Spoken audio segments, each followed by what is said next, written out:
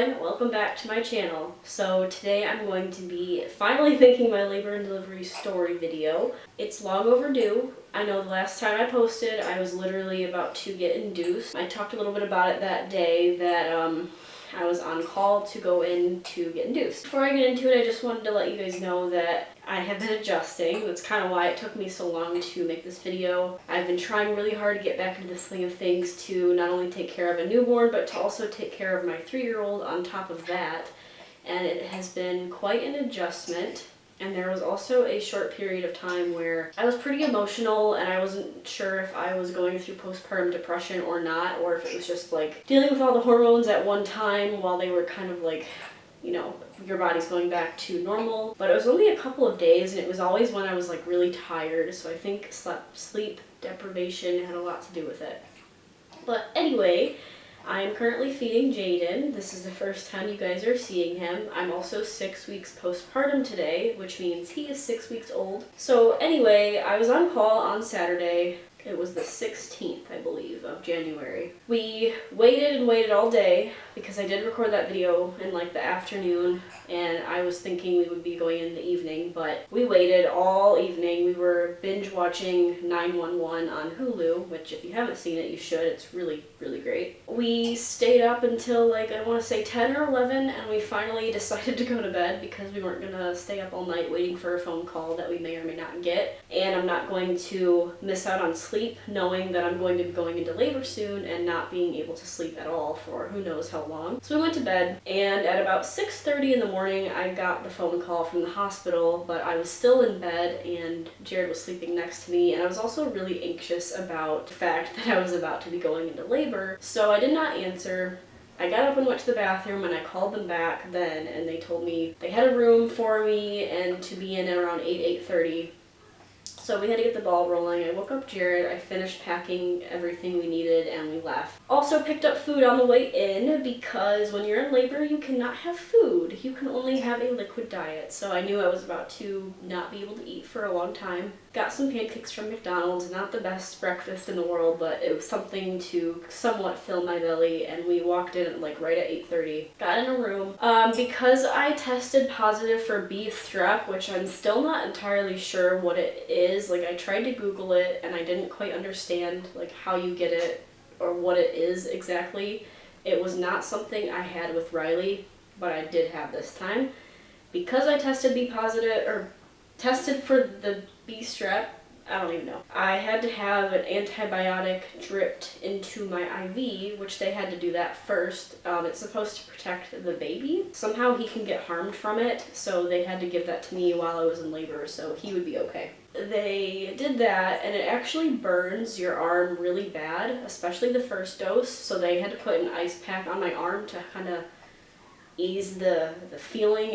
I did not like it whatsoever, but I really wish that I wrote down when things happened, because like different things happened at different times and I didn't write anything down, so all I can go off of is memory, and I don't remember times whatsoever. It's all a blur.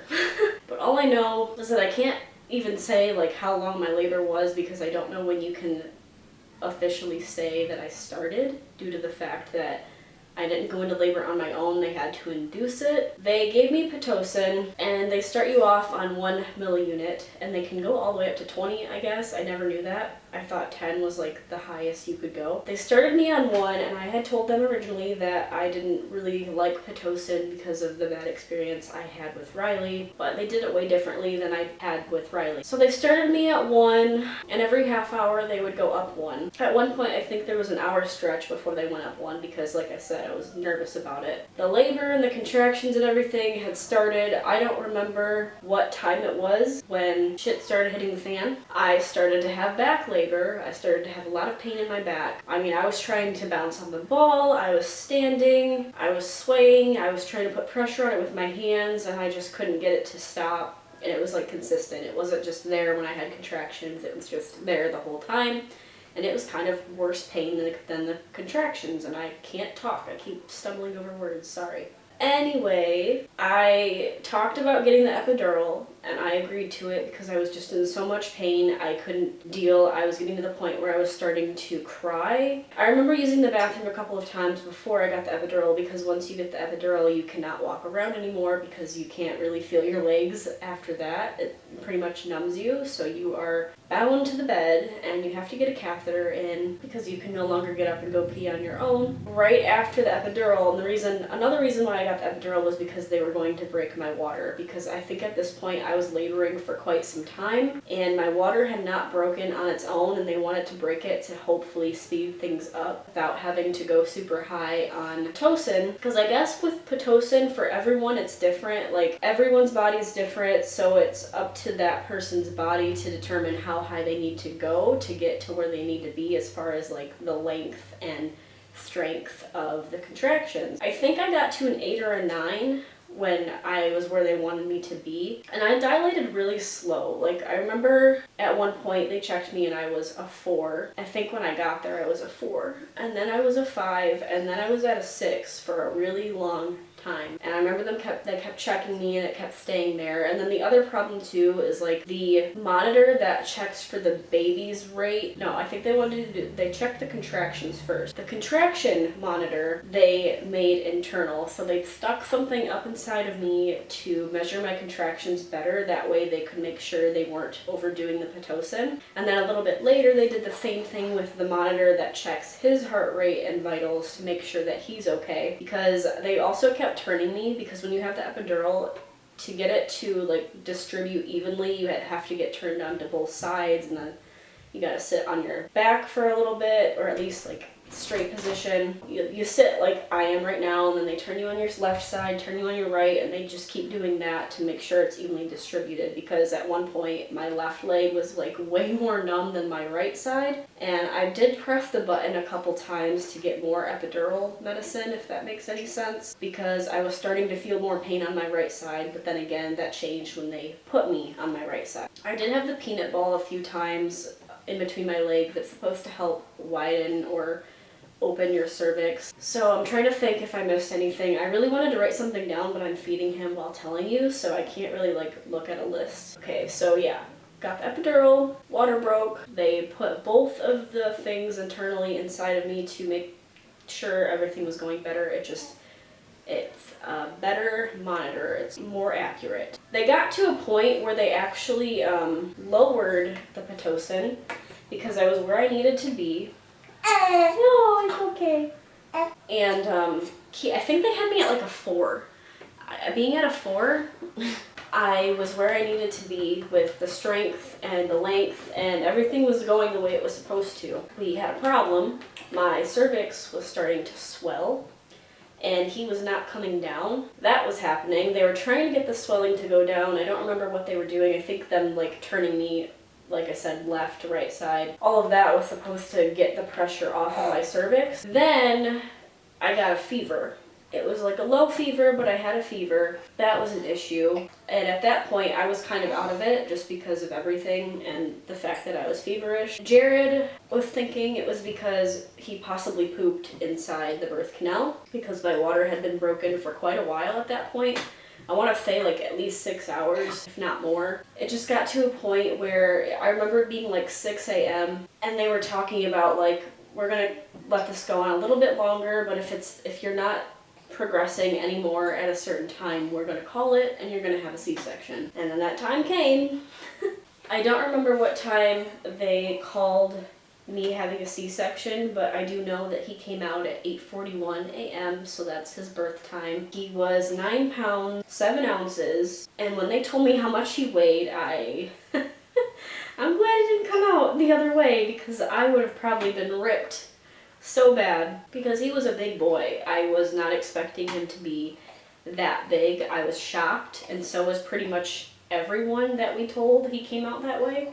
Yeah, you. And he was 21 inches and like 3/4 long, I think. I don't remember exactly. I'll put all that down in the description.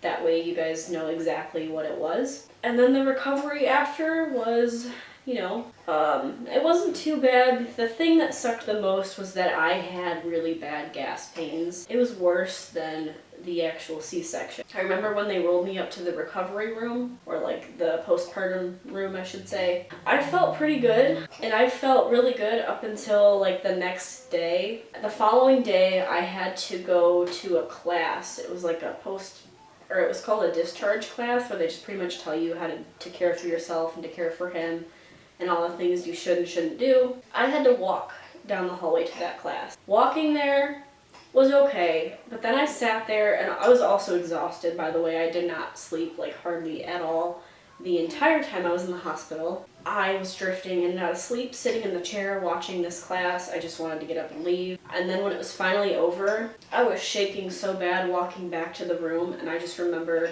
I called the nurses and I told them I needed to take some painkillers like immediately because I was in a lot of pain.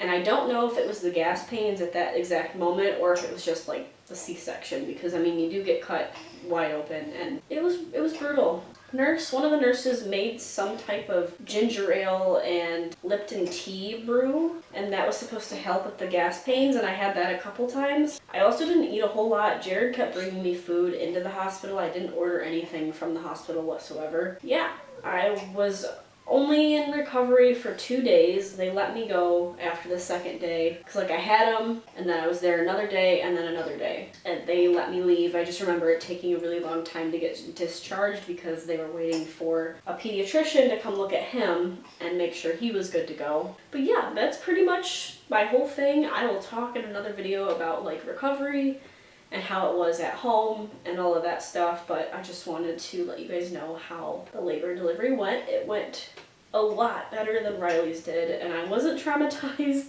at all. I don't have a whole lot of complaints. It was really hard because I was so tired. It was really hard because I did have some emotional moments where I just felt like I couldn't do anything and that I wasn't doing enough, but it's definitely gotten easier, and he's sleeping a lot better at night.